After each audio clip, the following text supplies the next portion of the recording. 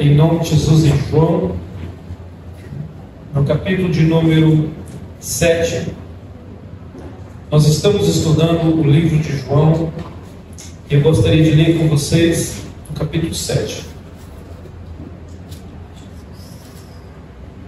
Vamos ler do número 11 já, porque o princípio do versículo já diz algo ali, e eu gostaria de começar já no 11, porque do versículo do capítulo 1, do versículo 1 ao versículo 7, há um momento de um diálogo com seus irmãos, que é bem histórico, em que os seus irmãos decidem dizer sarcasticamente para Jesus ir lá e fazer as coisas, entendeu? Eles não criam em Jesus. Os irmãos de Jesus só vieram a crer em Jesus, irmãos de sangue dele, quando Jesus ressuscitou, sendo Tiago um deles, que é pastor em Jerusalém. E após Jesus ressuscitar, Judas também, do livro de Judas, um dos irmãos de Jesus. Mas aqui no capítulo, do versículo 1 ao 11, simplesmente há aqui algum momento ali sarcástico. E aí começa no versículo 11, quando ele está indo ao templo. Diz assim: os judeus o estavam procurando na festa e perguntavam: onde está aquele homem? Então a fama de Jesus já tinha corrido. Entre a multidão havia muitos boatos a respeito dele. Alguns diziam: bom homem. Outros respondiam: não, ele está enganando o povo. Ninguém, porém, falava dele em público por medo dos judeus. Quando a festa estava na metade, Jesus subiu ao templo e começou a ensinar. Os judeus ficaram admirados e perguntaram como foi que este homem adquiriu tanta instrução sem ter estudado. Jesus respondeu: o que ensino não procede de mim, vem daquele que me enviou. Se alguém decidir fazer a vontade de Deus, saberá se o meu ensino vem de Deus ou se falo por mim mesmo. Aquele que fala por si mesmo busca a sua própria glória, mas aquele que busca a glória de quem o enviou é uma pessoa verdadeira, e não há nada de falso ao seu respeito. Moisés não deu a lei a vocês, no entanto de vocês obedecem a ela, por que procuram matar? Você está endemoniado, respondeu a multidão. Quem está procurando matar você? Continua, Jesus diz: fiz um milagre, vocês estão tão admirados. Por que Moisés deu a vocês a circuncisão no sábado, para que a lei de Moisés não seja quebrada? Espera aí, porque Moisés deu a vocês a circuncisão, embora na verdade ela não tenha vindo de Moisés, mas dos patriarcas. Vocês circuncidam no sábado. Ora, se o menino pode ser circuncidado no sábado, para que a lei de Moisés não seja quebrada, por que vocês ficam cheios de ira contra mim por ter curado completamente um homem no sábado?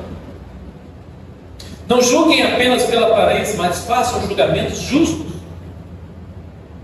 Então alguns habitantes de Jerusalém começaram a perguntar: não é este o homem que estão procurando a matar? Aqui está ele falando publicamente e não lhe dizem nada. Será que as autoridades chegaram à conclusão de que ele realmente é o Messias, ou seja, o Cristo? Travou lá. Não sabemos de onde é este homem. Quando, porém, o Cristo vier, ninguém saberá de onde ele é. Enquanto ensinava no pátio do templo, Jesus clamou em alta voz: vocês me conhecem, sabem de onde sou. Eu não estou aqui por mim mesmo, mas aquele que me enviou é verdadeiro. Vocês não o conhecem. Forte dizer isso. Eu, porém, o conheço, porque veio da parte dele e ele me enviou. Então tentaram prendê-lo, mas ninguém pôs a mão nele, porque a sua hora ainda não havia chegado. No entanto, muitos no meio da multidão creram nele e diziam: quando Cristo vier, fará mais sinais milagrosos do que este homem fez.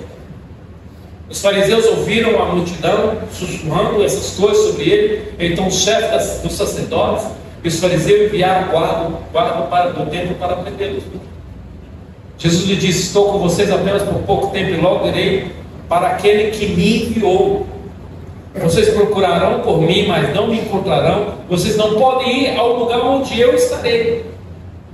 Os judeus disseram uns aos outros: para onde pretende este homem ir que não possamos encontrar? Pretende ir para onde vive o nosso povo, disperso entre os gregos, a fim de ensiná-los? Eles pensavam que Jesus ia para outras terras.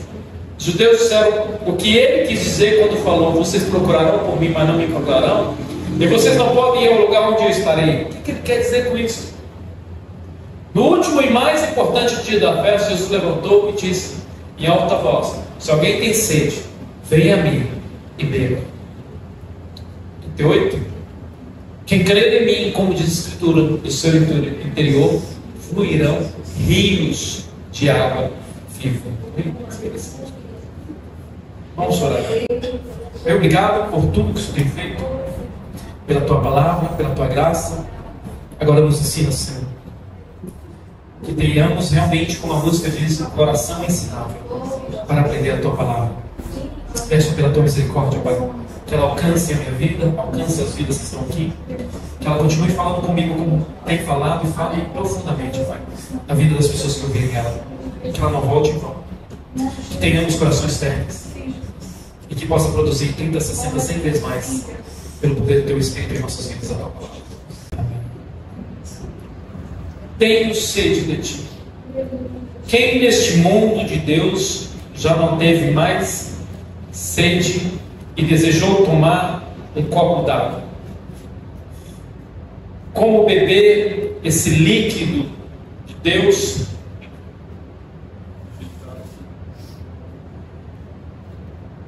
Precisamos dela, da água. Esse tempo está seco, né? Precisamos beber bastante beber água. E a água, ela é fundamental para a nossa existência. A mensagem de hoje fala sobre ter sede de Deus, como Ele sacia a nossa sede através de Jesus. Vamos falar de dois elementos nessa noite. Água. Água é uma substância H2O, líquida, incolor, insípida, inodora, não tem cheiro, essencial para a vida da maior parte dos organismos vivos. Nada vive sem água, que é vivo nessa terra. Excelente solvente para lavar. A parte líquida cobre 70% da superfície da terra, fora o que tem ainda embaixo. A terra é cheia de água, embaixo e em cima, sob a forma de mares, lagos e rios. Atualmente todos os seres vivos existentes precisam de água para a sobrevivência. O homem deseja encontrar água fora do nosso planeta, porque ele sabe que onde tem água, tem vida. A água, ela tem 3 fases: gasosa, líquida e sólida. O corpo humano, pra você ter ideia, ele é constituído em média de 60% da sua massa de água, cuja distribuição é distribuída conforme o tecido. Por exemplo, tecidos adiposos praticamente não contêm água. Alguns tecidos, como os ossos, não têm água. Os músculos esqueléticos são constituídos, os músculos nossos são constituídos quase 73% de água. Então, quando uma pessoa está na academia, ela precisa tomar bastante água, porque ela força os seus músculos. O plasma sanguíneo, ele chega a ter 90% de água. Você tem ideia? Nós somos puramente água. Sede. Sede é a falta de água. Sede é uma sensação de caráter geral iniciada por um estímulo dentro do organismo, do próprio organismo, e não por um meio ambiente. Os estímulos são detectados por receptores através de nós, dentro de nós. São estímulos inatos que garantem a sobrevivência. E diz: você precisa desse elemento para a sua vida, que é a água, e gera motivação de providenciar aquilo que falta. A sede é gerar uma motivação, um ímpeto para aquilo que falta. A satisfação do impulso elimina a origem da sensação do caráter geral. Ou seja, você vai ter sede de algo, e quando você não tem aquilo, não é eliminado essa sede. Sintomas da sede podem ser divididos entre falsa sede, Onde quando a água, a nossa boca parece que está com sede, a gente toma água, mas na verdade a gente não está totalmente sedento. E aí acaba sentindo o gosto da água, a gente já está bem. Ou uma pessoa que está totalmente sem água, nada. Essa parte já parte para a desidratação. Ocorre quando o corpo humano não tem água suficiente para realizar as suas funções. Por isso que muitas vezes nós jejuamos, e muitas vezes a gente abstemos de alimento, e muitas vezes não abstemos da água, porque a água ela é um remédio para o corpo. Né? Sem água o ser humano começa a ter problema. Existem alguns jejuns que duram no máximo 3 dias sem água. São jejuns biblicamente que dão direções para nós. Por quê? Porque se você passa muito tempo sem água, seus órgãos entram em falência.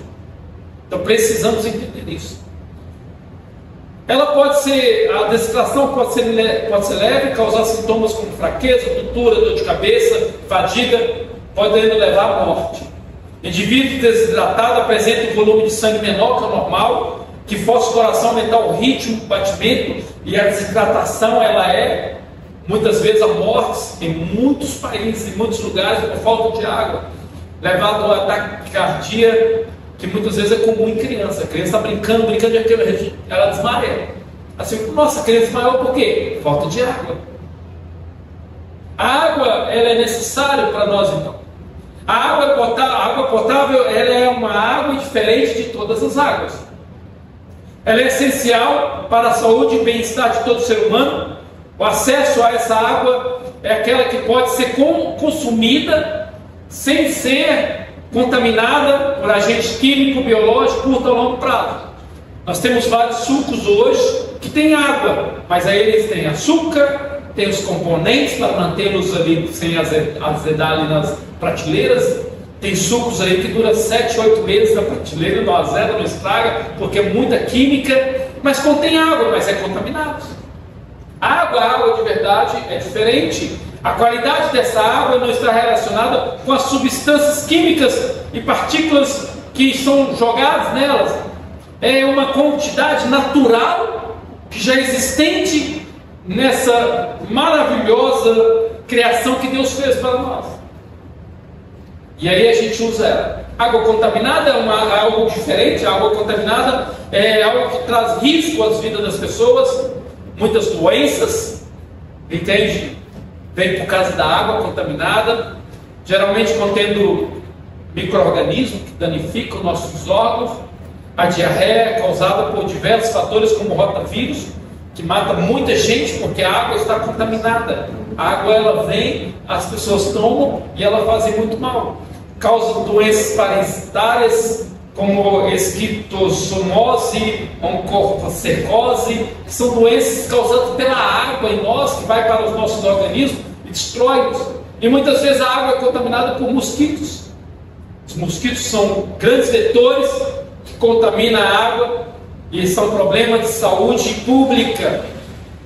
Saúde pública. O Brasil precisa de rede de esgoto, o Brasil precisa de água potável, o Brasil precisa de uma organização muito grande, e vemos que os nossos políticos têm outros interesses que são os melhores para eles, né? Saúde pública para eles não é interesse. Para eles é interesse do bolso deles, dentários deles, médico para eles, seguranças, carros blindados e tudo, etc. É um problema do Brasil. O Brasil, no político de A ou B, direita ou esquerda, não tem uma preocupação muito grande com a nossa saúde pública que é necessária.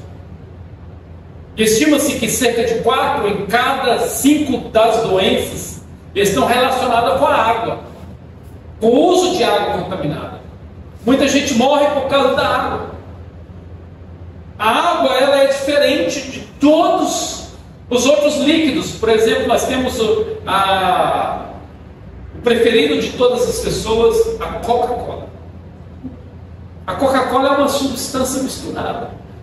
Ela tem água, mas ela é uma substância que muitas vezes tem ali. E você sabe que a Coca-Cola diz, mata a sua sede. A propaganda da Coca-Cola é um copo suando, a pessoa tomando ar a ela, e a pessoa num calorzão, passa a mão assim, e aí está ela tomando, e aqui ela... Você Sabe que não. Coca-Cola não mata a sede, ela só te faz ter mais sede. Porque ela tem um componente que faz você beber mais Coca-Cola. Mas a água mata a sede. A água é santo remédio para a nossa sede natural. É muito interessante o desenvolvimento da água quando você bebe ela. Agora você entende porque Jesus disse sobre ele ser água que mata a sede. Você entende isso quando ele fala que nós temos uma sede, espiritualmente o homem tem uma sede tão grande e ele mata essa sede. A importância da água para toda a terra, e Jesus se compara a ela. Eu sou a água viva, eu mato a sua sede. Gente, isso é forte. É um dos outros diálogos de Jesus. Eu sou a água viva.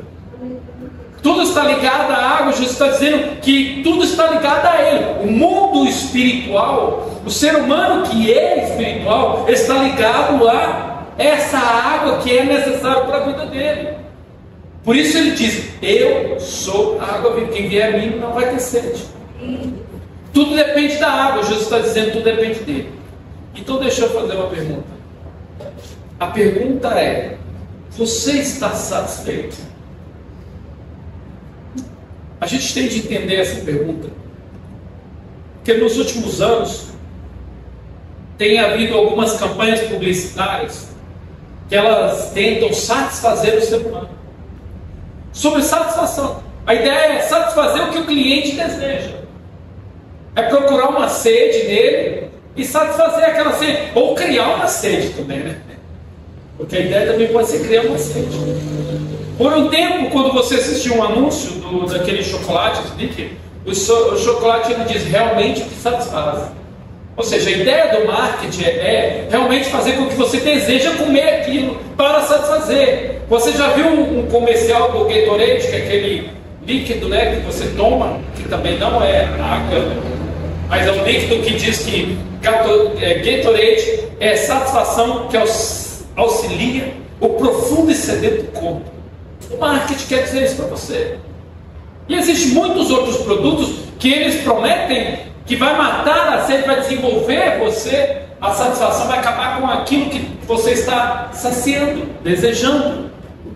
Estamos rodeados desse contentamento. O ser humano está descontente, ele está sempre procurando se contentar com algo. No livro, dá uma ilustração aqui, no livro O Saara Desvendado, o Saara é um deserto. William Legwick, ele conta a história de um algeriano naquela região, chamado Legler. E o seu companheiro, eles estavam num carro, num caminhão, e o caminhão quebrou bem na estrada. O Saara é um deserto, mas tem uma estrada que liga fora a fora aos países ali, às cidades. E durante 3 semanas, eles esperaram por resgate, quase morreram de sede. Com seus corpos desidratados, tornaram dispostos a beber qualquer coisa. Qualquer coisa, tinham um alimento, mas não comiam, porque o alimento que eles tinham não satisfaziam a sede deles. Aquela sede, aquele alimento aumentaria intensivamente a sede deles, e a desidratação, não a fome, mata muita gente no deserto, em florestas, em lugares que as pessoas não têm água, mata muita pessoa. O mais terrível sofrimento humano é a sede. A sua boca começa a colar, entende? Você começa a sentir muito mal.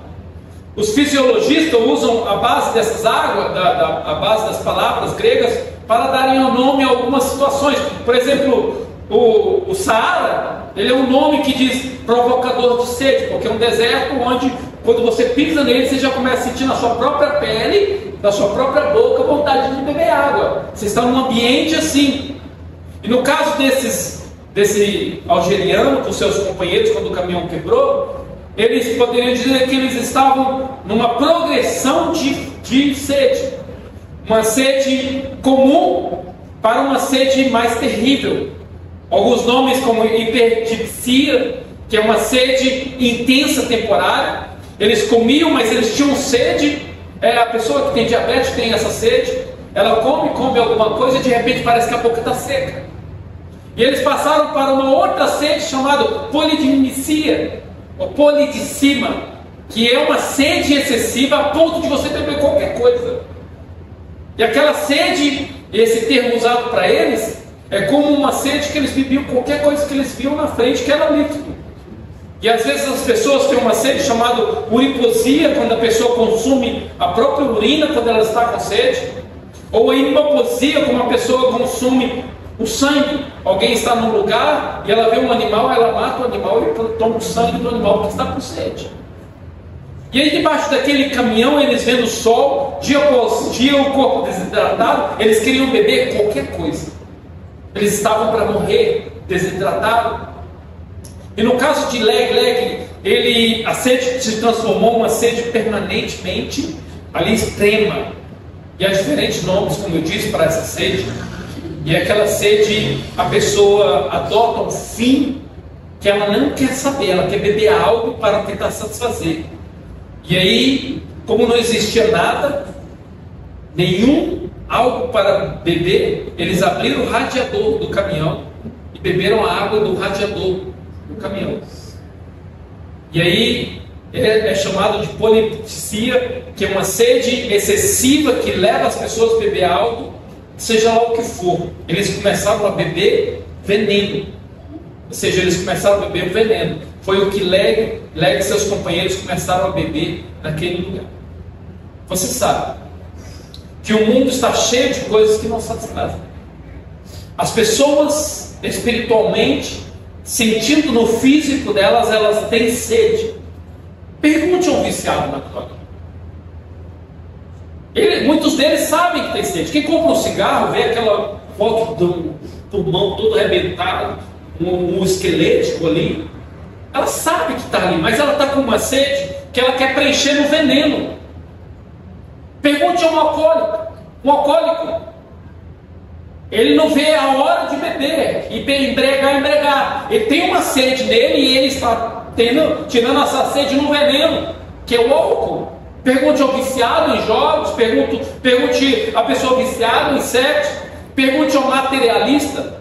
Ele tem uma sede, mas a sede dele é comprar coisas, por ter dinheiro, por ter riquezas. Dinheiro, sexo e poder nunca saciou a sede espiritual de ninguém.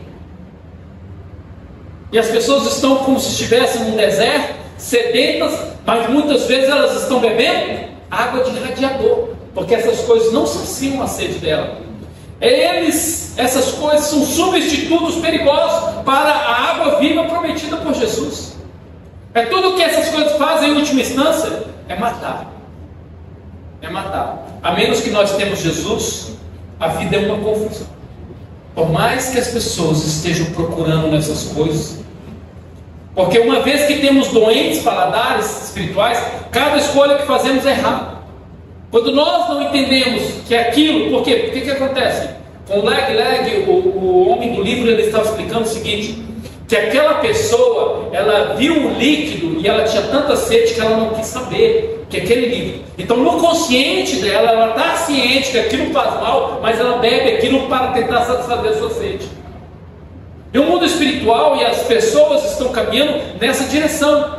Elas estão com sede de Deus, mas elas não estão se importando com Deus, sabendo que Deus que satisfaz a vida dela. Elas estão aprofundando na prostituição, aprofundando no materialismo, aprofundando no consumo, aprofundando nas drogas, aprofundando nos seus adultérios, aprofundando nas redes sociais, tentando preencher a vida delas.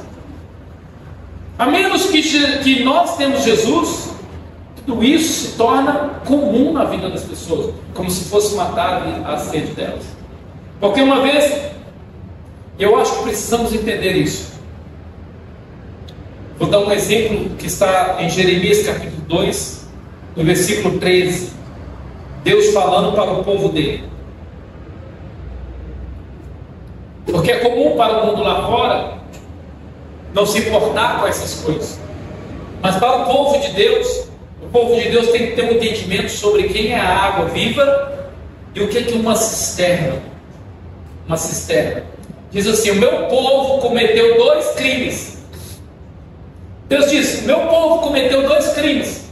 Eles me abandonaram a mim a água de fonte, a fonte de água viva, e cavaram suas próprias cisternas rachadas que não retêm água.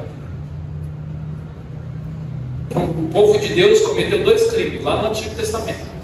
Veja essa passagem do Antigo Testamento. Meu povo cometeu fonte de água viva, abandonaram a Deus que é fonte de água viva, e cavaram suas próprias cisternas rachadas que não retêm água. Jeremias, capítulo 2, versículo 13, apresenta um lamento divino, um lamento de Deus para com o povo de Israel, usando a metáfora da água, para revelar a rebeldia dessas pessoas e a ingratidão. Deus acusa Israel de cometer esses grandes pecados, de abandoná-lo, como descrito, fonte de água viva, e tentar satisfazer sua própria necessidade por meio de cisternas rachadas. Ou seja, vamos abandonar a Deus, vamos abrir nossas próprias cisternas para encontrar uma satisfação. Porque, meus irmãos, o ser humano vai abandonar a Deus, ele vai procurar em algum lugar. O ser humano vai abandonar a Deus, eles vão procurar nas drogas, na prostituição, porque o carnaval, as ruas andam lotadas de pessoas, aí as mulheres protestam contra o assédio, mas chegam no carnaval, elas andam penadas, os homens andam penados. Por quê? Porque eles não querem saber, eles estão com sede, e se eles fogem de Deus, eles vão procurar onde? Presta atenção numa coisa, dizer vocês. Não que futebol é pecado, mas eu conheci uma pessoa que ela ficou na igreja a vida toda. Quando ela era criança, ela não queria igreja, ela queria futebol. E ela amava muito futebol. Quando ela tornou adulta, ela saiu da igreja, desviou, foi para os caminhos, graças a Deus já voltou. Sabe qual é o primeiro lugar que ela foi? Um campo de futebol. Por quê? Porque ela estava com sede. E ela não queria mais Deus, ela foi procurar novamente aquilo. Então todo domingo ela estava de 9 da manhã até 18 da tarde no futebol. Voltava a almoçar, voltava para o campo. Porque tinha times, era uma pessoa mais adulta, comandava time, comandava campeonato. A pessoa tentou criar novamente uma cisterna para sustentar a sede dela, que era sustentada por Deus. Graças a Deus ela voltou para os caminhos. Essa metáfora carrega profundas implicações teológicas para nossas vidas em relação entre Deus e seu povo, e a escolha deliberada de se afastar da fonte verdadeira da vida espiritual e buscar alternativas inadequadas. Uma pessoa, quando ela começa a distanciar de Deus, ela arruma outros lugares. Você quer ver uma pessoa, quando ela começa a ser a sede dela, ela deixa de ir para a igreja porque eu tenho que passear. Ela começa a passear com ela. Irmão, não tem nada contra passear. O problema é quando passa um domingo, 2 domingos, 3 domingos, 4 domingos, 5 domingos, passa um mês, 2 meses, a pessoa está passeando ainda. Por quê? Porque ela abandona a sede, que era o lugar, a fonte de água viva, que é Deus, para ir saciar sua sede em outro lugar. Isso não é um perigo. Abandonaram-me, a fonte de água viva. Deus se apresenta como a fonte suprema e perene de vida e nutrição daquelas pessoas espiritual, uma fonte que nunca seca, sempre sacia. Ao abandonar Deus, Israel rejeita a única fonte verdadeira, sustento e satisfação deles. Essa metáfora de que Deus é essa fonte está em Salmo 36:9, diz: pois em ti está o manancial da vida. Em ti está o manancial da vida. Na tua luz vemos a luz. Aí cavaram suas próprias cisternas. Uma cisterna no Antigo Oriente. Sabe o que era uma cisterna? A cisterna no Oriente Antigo, na época que foi falado a esse texto, era uma escavação, uma construção para reter água de chuva. Era grandes escavações para reter água de chuva, que era secundário. Porque se não chover, não tem água. Era secundário e limitado. Israel não só abandona Deus, mas vai para coisas limitadas. Ou seja, Deus está dizendo: vocês estão tentando encontrar vida e satisfação fora de Deus.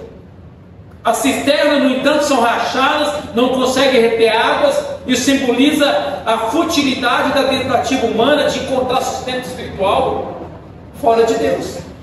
Meus irmãos, vou dizer para você, todo lugar onde há uma organização humana vai se tornar uma religião. Se torna uma religião. Se torna uma busca por Deus. Olha o futebol. Futebol é uma coisa incrível. É importante, é legal, é um esporte. Mas um ser humano que é viciado em futebol, ele consegue transformar o futebol numa cisterna. Se torna o ídolo dele. Os jogadores se tornam o ídolo, o time se torna o ídolo. Gente, eles vão para frente do lugar de treinamento. Pior, o torcedor fanático, ele vai 4 horas da manhã no aeroporto para brigar com os jogadores. Eles brigam, eles fazem coisas absurdas, eles matam os torcedores que são de outra, matam literalmente. A briga entre Cruzeiro e Atlético na avenida lá em Belo Horizonte, lá, ele matou, o cara pegou um tijolo e matou. Por quê? Porque ele tem um Deus, o Deus dele é o futebol, o Deus dele é o time dele. São cisternas rachadas onde pessoas põem e tentam matar a sua sede. São ídolos, autossuficiências, falsas religiões. Então muitas religiões matam porque são ídolos deles. Ao aplicarmos esses textos, Israel representa uma humanidade. Pessoas que repetidamente tentam buscar satisfação espiritual em ídolos, substitutos inadequados, em vez de buscar a verdadeira satisfação em Deus, onde satisfaz a alma deles. Essa analogia de cisternas rachadas e falsos substitutos para Deus é algo falso. E se nós não tomarmos cuidado, nós substituímos Deus. Tem gente que substitui Deus até com a própria religião, até com a própria igreja. Em João, que nós lemos aqui, capítulo 7, Jesus ele oferece uma resposta clara: se alguém tem sede, venha a mim e beba. Quem crê, como diz as Escrituras, do seu interior fluirão águas vivas. Jesus aqui se posiciona como a encarnação da fonte de água viva. Ele está comparando como o próprio Deus no Antigo Testamento. Gente, por isso que os judeus queriam matá-lo. A gente lê um texto ali, não é esse que querem matá-lo? Não é esse que eles procuram matá-lo, prendê-lo? Por quê? Porque Jesus está se comparando ao Deus do Antigo Testamento, que é o próprio Pai dele. E Jeremias diz isso. E essa conexão é clara. Conexão com Jeremias, capítulo 2 e 3, demonstrando a apostasia, a falência humana. A cisterna rachada. Imagina uma cisterna construída para armazenar água, mas tem rachadura. Não vai sustentar água. Por mais que alguém enche, não vai sustentar. E assim muitas vezes são pessoas que pegam e sustentam as suas vidas nisso. O povo de Israel cometeu esse erro, que nós não cometamos esse erro. Jesus, por outro lado, oferece essa água que quer saciar as nossas vidas. Nossa maior necessidade é uma satisfação em Deus, é ser satisfeito nele.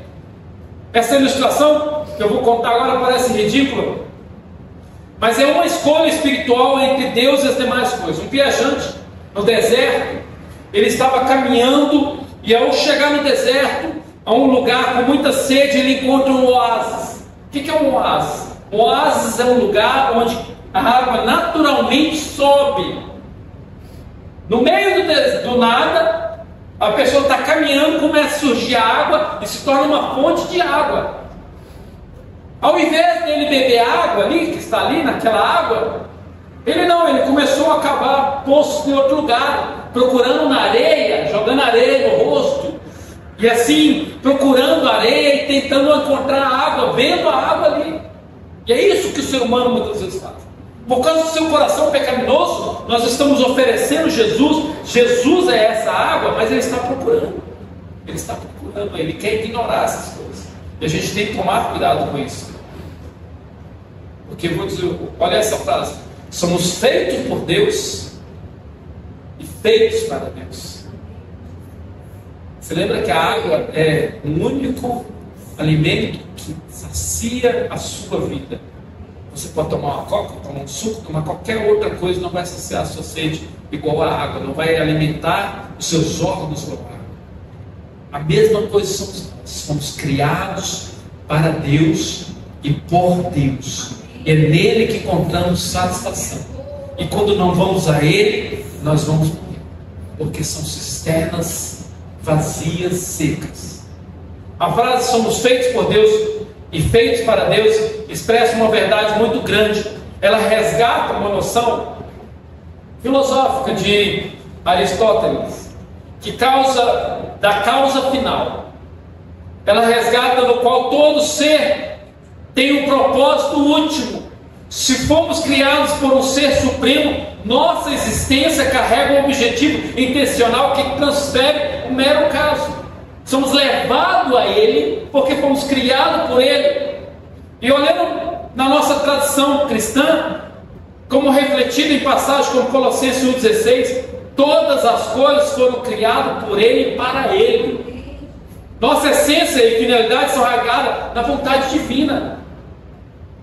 Fomos criados para glorificar, desfrutar de Deus. Somente nesse relacionamento encontramos nosso verdadeiro sentido e propósito. Ou seja, saciamos a nossa sede em Deus. Por quê? Porque Ele é a água viva. Não vamos encontrar em lugar nenhum. Por mais que a sua mente tenta fazer você buscar em outro lugar, você não vai encontrar. Por isso que eu digo, muita coisa acontece nas nossas vidas. O sucesso é possível? Desde que não seja para matar sua sede. Sucesso é possível. Um sucesso profissional. É possível nós termos uma ambição para ter sucesso? Sim, desde que você não tenha uma ambição para que aquele sucesso mate a sua sede. É esse o problema. Porque a única pessoa que pode matar a nossa sede chama Deus. Se nós colocarmos outras coisas para matar o dinheiro, é possível nós buscarmos um jeito de ficarmos ricos financeiramente? Sim, é possível. É possível. Mas a partir do momento que você põe a riqueza como a água para você, você vai favorecer. Entende? Por isso que muita gente no meio da igreja de Cristo não é rico. Porque Deus sabe que se ele for rico, ele vai se mergulhar na água. Ele vai beber tanta água, tanto disso, que ele vai esquecer da água de Deus. Vai esquecer a água que é Deus. Entendeu? Por quê? Porque começa a causar problema para ele. Por exemplo, eu tenho um amigo em Dourados que ele bebe muita Coca-Cola. De vez em quando saem umas pedras dele assim. Aí ele fica em casa. Aí eu disse, toma Coca-Cola, vai. Toma mais. São 3, 4 litros de Coca-Cola por dia. Não podia ter uma obra da igreja que era Coca-Cola com energético. Aí passava 6 meses, ele estava lá com as pedras lá, precisando eliminar as pedras, sofrendo. Por quê? Porque causa dor, causa doença. Porque não é água. E muitas vezes Deus não nos deixa ter tantas as coisas porque Ele sabe que aquilo vai nos matar. Entende? Por isso que a ideia da teologia da prosperidade, que todo crente tem de ficar rico, é falsa. Porque Deus conhece o coração de todo crente. Nós somos projetados para uma íntima relação pessoal com Ele. Esse é o nosso desejo mais crucial. Quando reconhecemos isso, nós teremos satisfação. Por isso que Isaías 55 diz: venham todos vocês que estão com sede. Venham todos vocês que estão com sede. Agostinho de Hipona, ele tem uma frase, que era um bispo na época e grande teólogo. Ele diz: inquieto está o nosso coração enquanto não repousar em Ti. Nosso coração está inquieto enquanto não repousar em Deus. E nosso texto vimos que durante uma festa dos tabernáculos, as pessoas talvez já estavam com sede, e a multidão passava. Lá não era igual nos dias de hoje, que tinha bebedor para todo lado. Tinha que tomar muito cuidado com a água, porque os animais andavam, as pessoas andavam descalços. E à medida que as pessoas estão ali, havia uns lugares que jogavam águas para as pessoas beberem, desciam aquelas águas ali. E ao ver Jesus aquilo, ele sobe naquele lugar e vê as pessoas saciando a sede daquela água, e ele diz: se alguém tem sede, venha a mim. Forte. Jesus entendeu e mostrou que o convite é para todos. O convite é para todas as pessoas. O convite é para o pobre, para o rico, para a criança, para o adulto. As pessoas que têm sede, venham a mim. Eu posso satisfazer a sua sede. Eu posso satisfazer o que você está procurando. Eu posso fazer isto. Quem beber desta água que eu der nunca mais terá sede. Foi isso que ele disse para a mulher lá no poço de Samaria. E o conceito de sede que é usado nesse texto é para mostrar o nosso vazio interior. As pessoas não estão satisfeitas, a não ser que elas estejam em Jesus. Uma ânsia, desejo. E o desejado de todas as nações, na página 454 diz: o brado de Cristo, a alma sedenta, ecoa ainda, apela para nós com poder, ainda maior do que os que ouviram no templo, naquele último dia de festa. A fonte está aberta. Jesus ainda quer saciar a sede. Ele quer saciar a nossa sede. Ele quer, precisamos beber desta água. Precisamos beber desta água. Os irmãos, não se sente. A nossa carne quer dizer que as demais coisas nos dão prazer. A nossa carne quer que a gente senta diante de uma televisão e que ela vai dar-nos prazer. Hoje temos um celular, as redes sociais. Quer dizer que isso vai nos dar prazer. E realmente isso entra no cérebro, cria químicas no cérebro, e essas químicas começam a fazer dentro de nós. Mas quando você tira o celular e põe para baixo, você sente fome de novo. Você sente sede de novo. Você vê que aquilo não preencheu a sua vida. Você maratona uma série, e aí de repente quando acaba parece que tem um vazio. Para que eu fiz isso? Para que eu perdi tempo de estar fazendo isso? Parece que nós olhamos para as coisas que são deste mundo e dizemos: como eu consegui chegar a esse nível e isso não sacia minha sede? Mas quando nós encontramos com a água viva, bebemos de Deus, bebemos de verdade de Deus, Ele sacia. Você se sente tão satisfeito. É como você beber água, que agora está com sede. Se você beber água, não está com sede. E eu amo isso em Deus. Quando você bebe, a água ela tem o poder de entrar dentro de nós. Esses dias, quando você toma alguns remédios, os remédios te deixam com muita sede. E aí você sai do carro, você esqueceu a garrafinha. Aí eu saí daqui para um lugar. Aí quando eu cheguei, esse tempo seco, eu cheguei lá, não tinha água. Tinha cortado a água lá no meu trabalho lá na Renovo. Aí eu desci para uma padaria, comprei uma água, aí tomei o primeiro gole. Aquilo desce assim, meus irmãos. Refrigério, chama refrigério. Refrigerar. Você toma aquilo como refrigério. Enquanto nós não formos a Jesus e dizer: dá-me dessa água para beber, a nossa alma vai estar com sede. Ela vai estar com sede, ela vai estar morrendo. Ainda que o mundo diz: é isso, não é. Ainda que aquela pessoa que tem mais de 5 milhões de seguidores lá na rede social e diz: esse é o melhor método. Ainda que o melhor coach que vendeu milhões dos seus livros, dos seus cursos, dizer: esse é o melhor. Não é. Não é. Jesus é. E não adianta buscar em outro lugar. E quando a gente não põe isso dentro de nós, uma mente ensinável, e aplicar isso no nosso coração, a gente vai continuar procurando. A gente vai continuar cavando as nossas cisternas. A cisterna não vai dar certo. Cava mais uma cisterna, cava mais outra cisterna. Um dia, existe uma cisterna chamada cisterna pula de igreja em igreja. E um dia eu perguntei para a pessoa assim, ela falou, ela ficou 3 anos numa igreja, foi 2 anos para outra igreja, lá em Campinas, 4 anos numa igreja, ela parou na nossa igreja. E ela falou: pastor, não sei o que. Aí ela conta a experiência, porque eu gosto de ouvir as pessoas. Não ouço elas para criticarem ela, mas eu ouço para ensinar elas, para tentar direcionar elas, porque o papel do pastor é realmente ensinar a Bíblia e dizer: esse caminho é o melhor para você. E aí ela já estava na sua 5ª igreja, passando mais de 15 anos de crente. E aí ela passou lá e eu perguntei assim: o que você procura na igreja? Que pergunta é essa, pastor? Eu procuro Jesus. Não, se você procurasse Jesus, tinha encontrado na primeira igreja. Você entendeu o que eu falei para ela? O que você procura na igreja? Você quer uma igreja?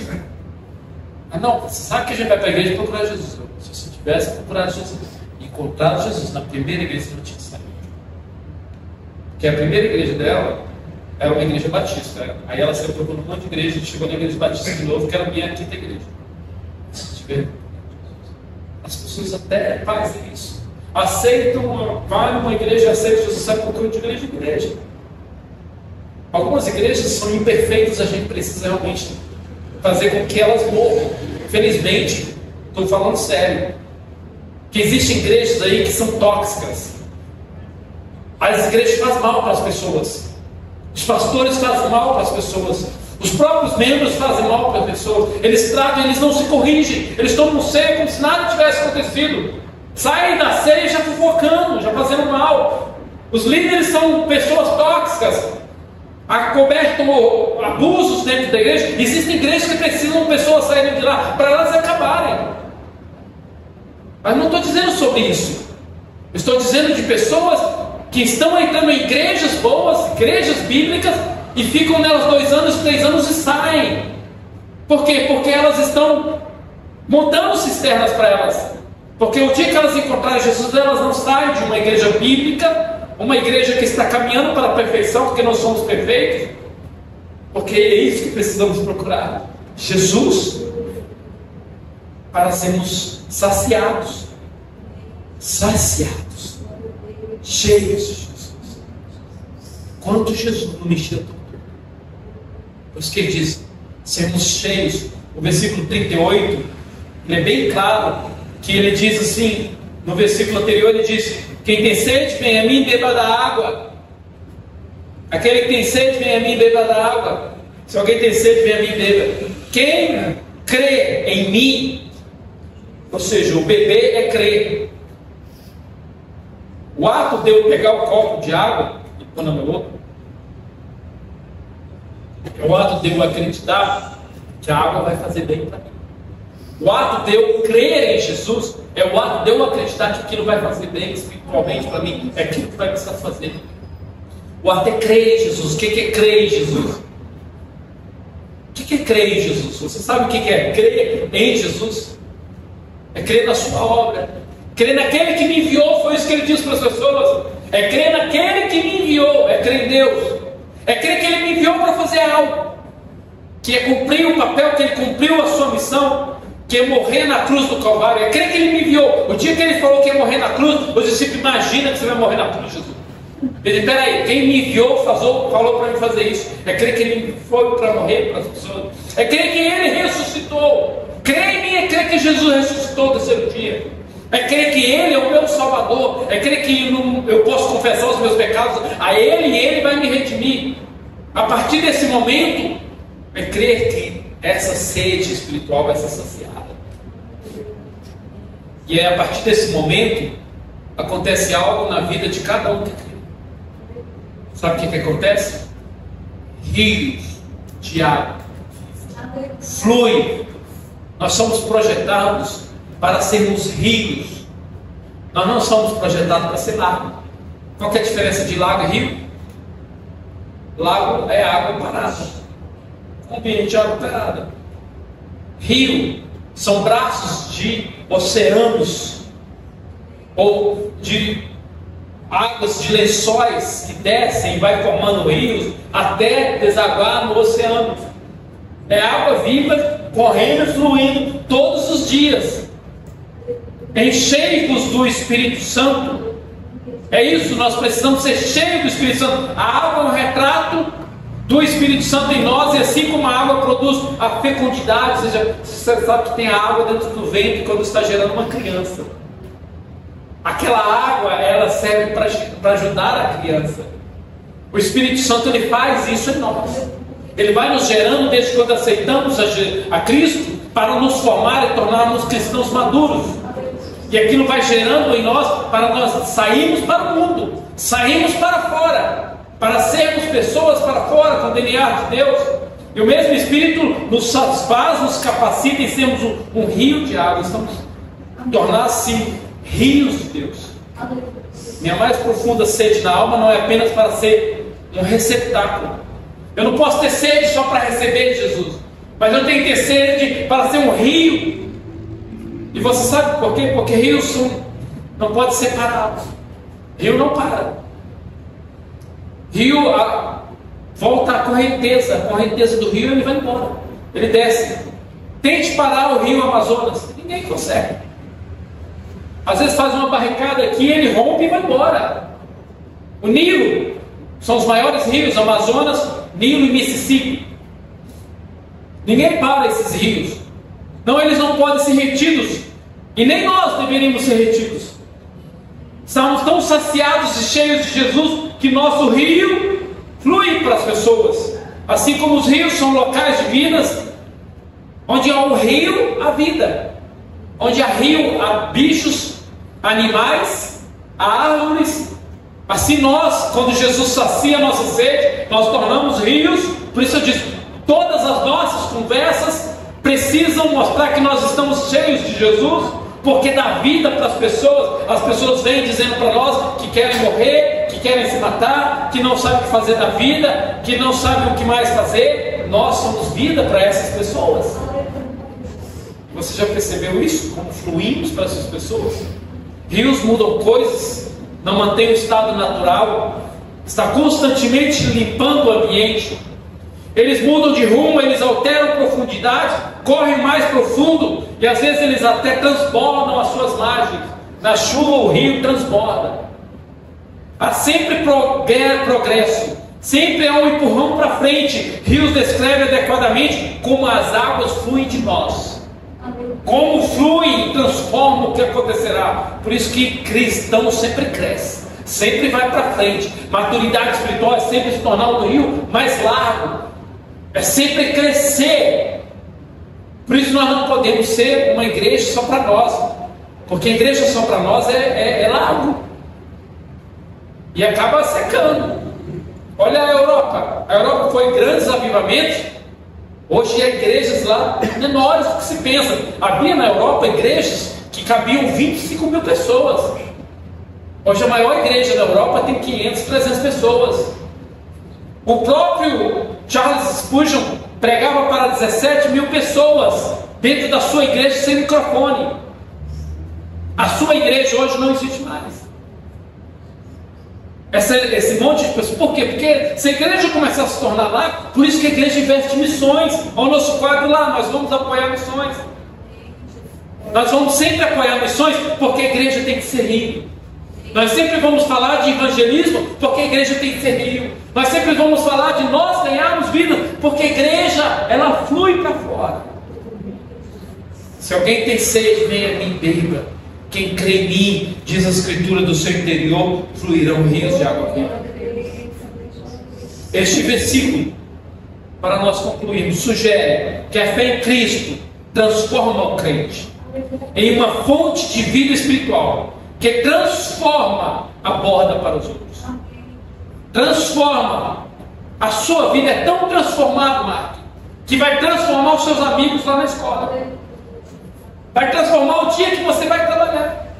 Vai transformar as pessoas que estão ao seu redor, lá na fábrica, lá na sua loja, lá na sua casa.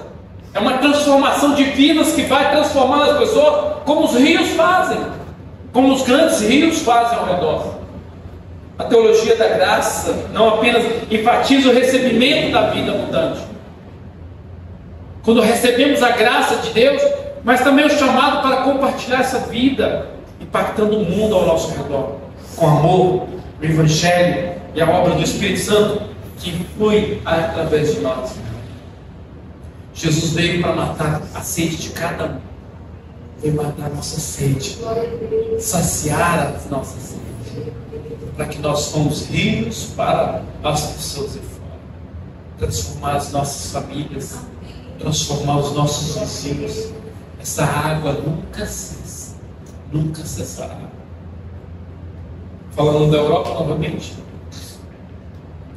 a Europa começou a declinar com o ateísmo, com a confusão mental dentro das escolas teológicas, seminários, começou a tornar a fé mais fria. E aí o que acontece? Alguns missionários antes tinham ido para os Estados Unidos. Os Estados Unidos se tornou um grande país protestante, grande país missionário. O fogo de Deus pegou nos Estados Unidos. se os Estados Unidos morrer, secar, se tornar lago, pensando em si mesmo, Deus abre em outro lugar, porque a água de Deus não cessa. Por isso precisamos saber disto, que eu quero essa água que não cessa. Eu não quero ser lago na igreja, eu quero ser rio que transforma as vidas ao redor. E é isso que Deus vai fazer em nossas vidas, para a glória de Deus. Vamos louvar o Senhor com mais um hino, amém? Vamos louvar o Senhor com mais um hino. Jesus disse: quem tem sede, venha a mim. Rios de águas fluirão para você.